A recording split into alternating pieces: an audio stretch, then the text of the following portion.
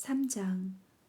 유다의 여호사밧 왕 18년에 아합의 아들 요람이 이스라엘 왕이 되어 사마리아에서 12년을 통치하였다. 그는 여호와께 악을 행하였으나 자기 부모처럼 악하지는 않았다.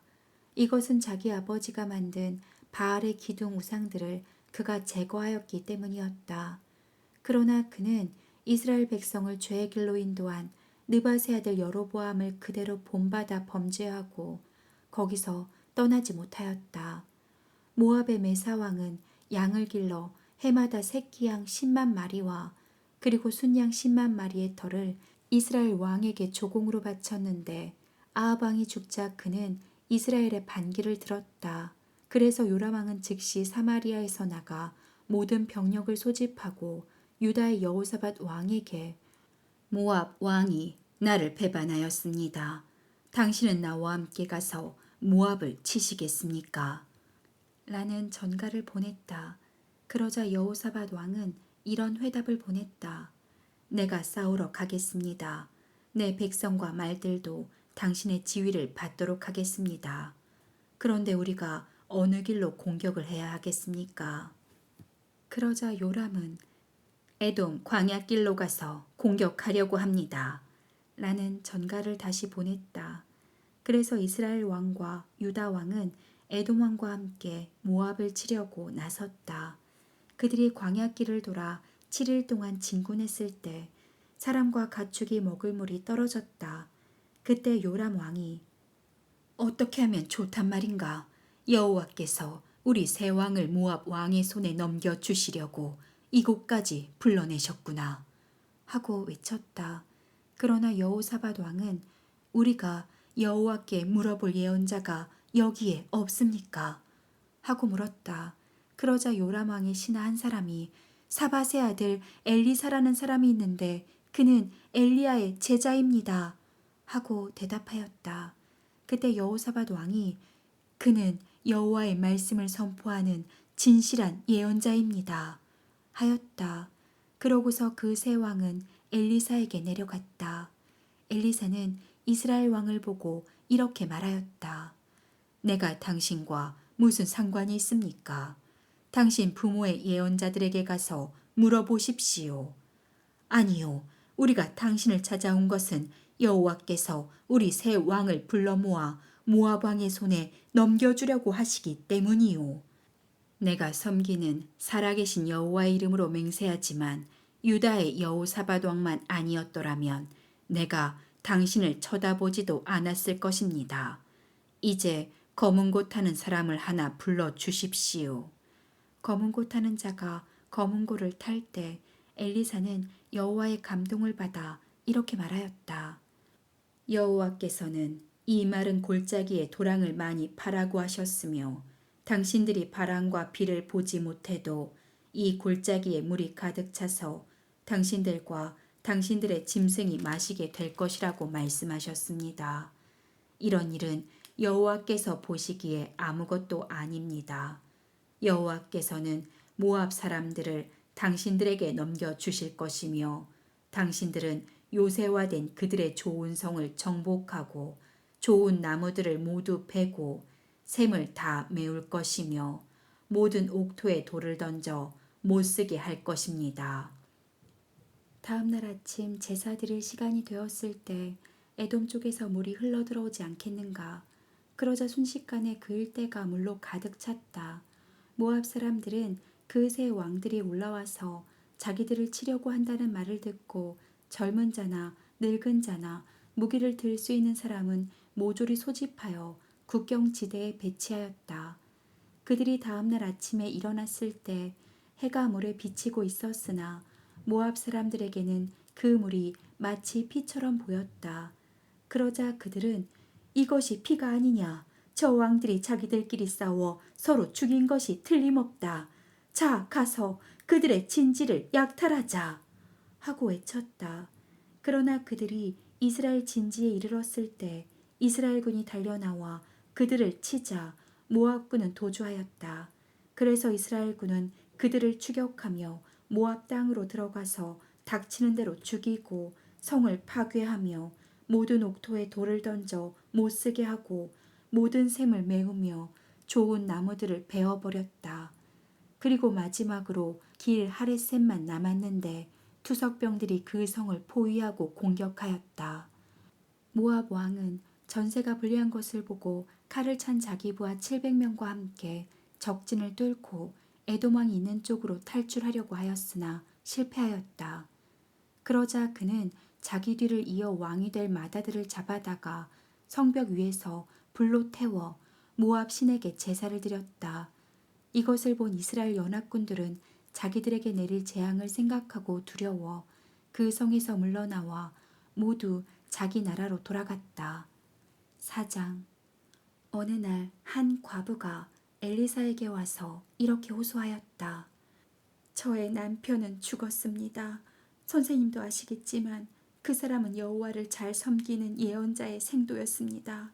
그가 죽기 전에 돈을 좀 빌려 쓴 것이 있는데 돈을 갚지 않는다고 빚쟁이가 와서 내 아들 둘을 데리고 가 종으로 삼겠다고 합니다. 내가 당신을 위해 어떻게 하면 좋겠소? 당신의 집에 무엇이 있는지 말해보시오. 저의 집에는 작은 기름 한 병 외에 아무것도 없습니다. 당신은 이웃집에 가서 빈 그릇을 빌려오시오. 되도록 많은 그릇을 빌려와 당신의 두 아들과 함께 집 안으로 들어가서 문을 닫고 그 모든 그릇에 기름을 부어 차는 대로 옮겨 놓으시오. 그래서 그 과부는 두 아들과 함께 집으로 가서 문을 닫고 자기 아들이 갖다 대는 그릇마다 기름을 따라 붓기 시작하였다. 그러자 순식간에 그 모든 그릇에 기름이 가득 차지 않겠는가. 그 과부가 자기 아들들에게 그릇을 더 가져오라고 했으나 그들은 이제 남은 그릇이 하나도 없습니다. 하고 대답하였다. 그러자 흐르던 기름이 곧 멈추고 말았다. 그래서 그 과부가 엘리사에게 돌아가서 그 모든 일을 보고하자 엘리사는 그녀에게 당신은 그 기름을 팔아 모든 빚을 갚고 남은 돈으로 당신의 아들과 함께 생활하시오. 하였다. 하루는 엘리사가 수넴으로 가자 그곳에 사는 어떤 귀부인이 그를 초대하여 식사를 대접하였다. 그 이후로 엘리사는 수넴에 갈 때마다 그 여자의 집에 가서 식사하였다. 어느 날 그 여자가 자기 남편에게 이렇게 말하였다. 나는 우리 집에 와서 가끔 식사하는 이 사람이 거룩한 하나님의 사람이라고 생각합니다. 옥상에 작은 방 하나를 만들어 침대와 탁자와 의자와 등을 들여놓고 그가 올 때마다 쉬어가게 합시다.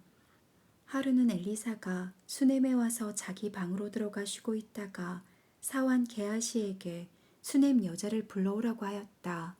그녀가 오자 엘리사가 게하시야에게 말하였다. 너는 이처럼 우리를 정성껏 대접하는 저 부인에게 우리가 대신 무엇을 해주었으면 좋겠는지 물어보아라. 그리고 왕이나 군 사령관에게 부탁할 일이 있으면 내가 잘 말해주겠다고 일러주어라. 그러자 그 여자는 아닙니다. 나는 내 백성 가운데서 아무런 어려움 없이 살고 있습니다. 하고 대답하였다. 그때 엘리사가 게하시에게 그러면 내가 저 부인을 위해 무엇을 해주었으면 좋겠느냐? 하고 물었다. 그러자 게하시가 이 부인은 아들이 없고 남편은 늙었습니다. 하고 대답하였다. 그러자 엘리사가 그 부인을 불러들여라 하였다. 그 여자가 들어와서 문 앞에 서자 엘리사는 그녀에게 내년 이맘때에 당신은 아들을 품에 안게 될 것입니다. 하고 예언하였다. 그러자 그 여자는 아닙니다, 선생님. 저를 놀리지 마십시오. 하였다. 그러나 엘리사가 말한 대로 그 여자는 그 이듬해 정말 아들을 낳았다. 그 후로 그 아이는 그럭저럭 자라갔다. 어느 날 그는 밭에서 일꾼들과 함께 추수하는 자기 아버지에게 갔다가 갑자기 아이쿠 머리야, 아이쿠 머리야 하며 소리를 질러댔다. 그러자 그의 아버지가 자기 사환에게 아이를 집에 데려다 주라고 하였다. 그래서 사환은 아이를 그의 어머니에게 데려다 주었는데 그 아이는 정오까지 자기 어머니 무릎 위에 누워 있다가 죽고 말았다. 그의 어머니는 아들을 엘리사의 방으로 안고 가서 침대 위에 눕힌 다음 방문을 닫고 나와서 남편을 불러 말하였다. 하인 한 사람과 나귀 한 마리를 준비해 주세요. 내가 급히 하나님의 사람에게 갔다 오겠습니다. 어째서 오늘 가려고 하시오. 오늘은 초하루도 안식일도 아니지 않소. 별일은 아닙니다만 갔다가 와야겠습니다. 그러고서 그 여자는 나귀를 타고 자기 사환에게 될 수 있는 대로 급히 몰아라. 내 지시가 있을 때까지 속도를 늦춰서는 안 된다. 하였다. 그녀가 갈멜산에 이르자 엘리사는 멀리서 그녀를 보고 자기 사환 게하시에게 말하였다.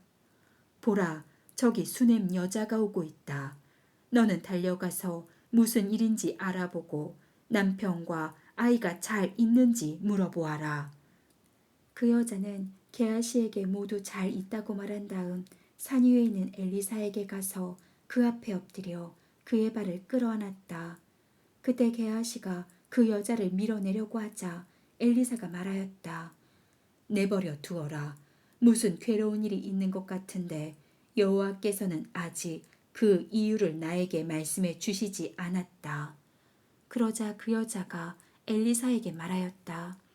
내가 선생님에게 아들을 갖게 해달라고 부탁하였습니까? 오히려 나를 놀리지 말라고 말씀드리지 않았습니까? 이때 엘리사가 게하시를 보고 이렇게 말하였다. 너는 서둘러 내 지팡이를 가지고 가거라. 가다가 아무에게도 인사하지 말며 다른 사람이 인사해도 받지 말고 급히 가서 지팡이를 그 아이 얼굴에 놓아라. 그러나 그 여자가 엘리사에게 내가 여호와의 이름으로 맹세하지만 선생님이 살아 계시는 한 나는 선생님을 떠나지 않을 것입니다. 하자 엘리사는 하는 수 없이 그녀를 따라갔다. 게하시가 앞서가서 엘리사의 지팡이를 그 아이 얼굴에 놓았으나 살아날 기색이 전혀 보이지 않았다. 그래서 그는 엘리사에게 돌아와서 아이가 깨어나지 않습니다. 하였다. 엘리사가 도착하여 들어가 보니 아이가 침대 위에 죽어 있었다. 그는 문을 닫고 여호와께 기도한 다음 자기 입과 눈과 손을 그 아이 입과 눈과 손에 맞대고 엎드렸다. 그러자 그 아이의 몸이 점점 따뜻해지기 시작하였다. 엘리사는 침대에서 내려와 방 안을 이리저리 걸어다니다가 다시 올라가서 그 아이 위에 엎드렸다.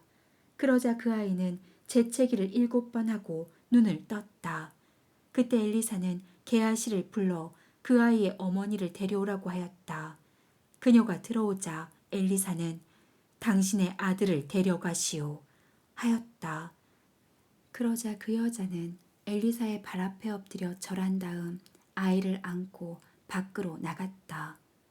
한때 온 땅에 기근이 들었을 때 엘리사는 길갈로 돌아가서 예언자의 생도들을 가르치고 있었다. 어느 날 그는 자기 사환에게 큰 솥을 걸고 생도들을 위해 국을 끓이라고 지시하였다.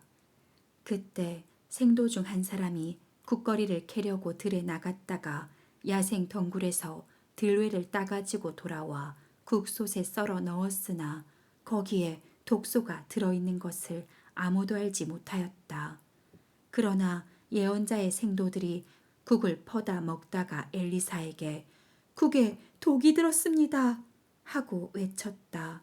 그래서 엘리사가 곡식 가루를 조금 가져오게 하여 그것을 솥에 던져놓고 다시 퍼다 먹게 했더니 아무런 해가 없었다.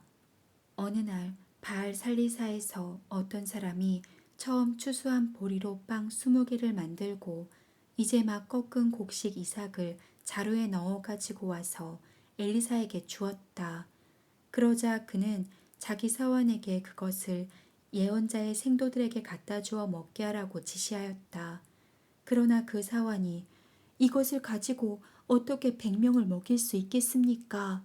하자 엘리사가 대답하였다. 가져가서 먹여라. 여호와께서는 그들이 충분히 먹고 남을 것이라고 말씀하셨다. 그래서 그는 그 음식을 가져다가 생도들에게 먹였는데 여호와의 말씀대로 그들이 다 먹고도 남았다. 시리아군의 총사령관 나아만은 자기 왕의 총애를 한 몸에 받고 있었다. 이것은 그가 여호와의 도움으로 시리아 군에게 승리를 안겨다 주었기 때문이었다. 이와 같이 그는 훌륭한 장군이었지만 문둥병자였다. 전에 시리아 사람들이 떼를 지어 나가서 이스라엘 소녀 하나를 잡아온 적이 있었는데 그 소녀는 나아만의 아내를 시중드는 하녀가 되었다. 어느 날 그 하녀는 자기 주인에게 이렇게 말하였다. 주인 어른께서 사마리아에 사는 예언자를 한번 찾아가 봤으면 좋겠습니다. 아마 그가 주인 어른의 병을 고쳐 주실 것입니다. 나아만은 이 말을 듣고 왕에게 가서 그 소녀 이야기를 하였다. 그러자 왕이 갔다가 오너라. 내가 이스라엘 왕에게 드릴 편지도 한 장 써주겠다. 하였다. 그래서 나아만은 은 340kg과 금 약 68kg과 의복 10벌을 가지고 이스라엘로 갔는데 그가 이스라엘 왕에게 전한 그 편지 내용은 다음과 같았다. 내가 이 편지와 함께 내 신하 나아만을 당신에게 보냅니다. 아무쪼록 이 사람의 문둥병을 고쳐 주시기 바랍니다. 그러나 이스라엘 왕은 그 편지를 읽고 나서 자기 옷을 찢으며 이렇게 외쳤다. 내가 사람을 죽이고 살리는 하나님이란 말인가? 어째서 문둥병자를 고치라고 나에게 보냈는가? 시리아 왕이 나에게 시비거리를 찾는 것이 틀림없다. 하나님의 사람 엘리사가 이스라엘 왕이 자기 옷을 찢었다는 말을 듣고 이런 전가를 보냈다. 왕은 어째서 그처럼 걱정하십니까? 그 사람을 나에게 보내십시오. 이스라엘에 예언자가 있다는 것을 내가 그에게 보여주겠습니다. 그래서 나아만은 자기 말과 전차들을 이끌고 가서 엘리사의 진문 앞에 멈춰섰다. 그러자 엘리사는 사람을 그에게 보내 요단강에 가서 몸을 7번 씻으면 문둥병이 깨끗이 나을 것이라고 일러주게 하였다. 그러나 나아만은 화가 나서 그곳을 떠나며 말하였다. 나는 그가 직접 나와서 상처를 어루만지며 그의 하나님 여호와께 기도하여 내 병을 고쳐줄 것으로 생각하였다. 다마스커스에는 이스라엘의 그 어느 강보다도 좋은 아바나와 바르발강이 있지 않은가. 나는 거기서 몸을 씻어도 깨끗이 나을 수 있다. 그러고서 그는 격분하여 돌아가려고 하였다. 그러자 그의 부하들이 다가서며 말하였다. 만일 그 예언자가 이보다 더 어려운 일을 하라고 명령했다면 장군은 그것을 하지 않았겠습니까? 그러나 몸을 씻고 깨끗이 되라고 말씀하셨는데 어째서 장군은 그것도 못하십니까? 그래서 나아만은 요단강으로 가서 강물에 몸을 7번 담갔다. 그러자 정말 엘리사의 말대로 문둥병이 깨끗이 나아 그의 살결이 어린아이 살결처럼 되었다. 나아만은 자기를 따라온 모든 사람들과 함께 엘리사에게 가서 말하였다. 이스라엘 외에는 온 천하에 하나님이 없는 줄을 내가 이제 알겠습니다. 별것은 아닙니다만 저의 이 선물을 받아주십시오. 그러자 엘리사는 내가 섬기는 살아계신 여호와의 이름으로 맹세하지만 나는 그 선물을 받지 않겠습니다.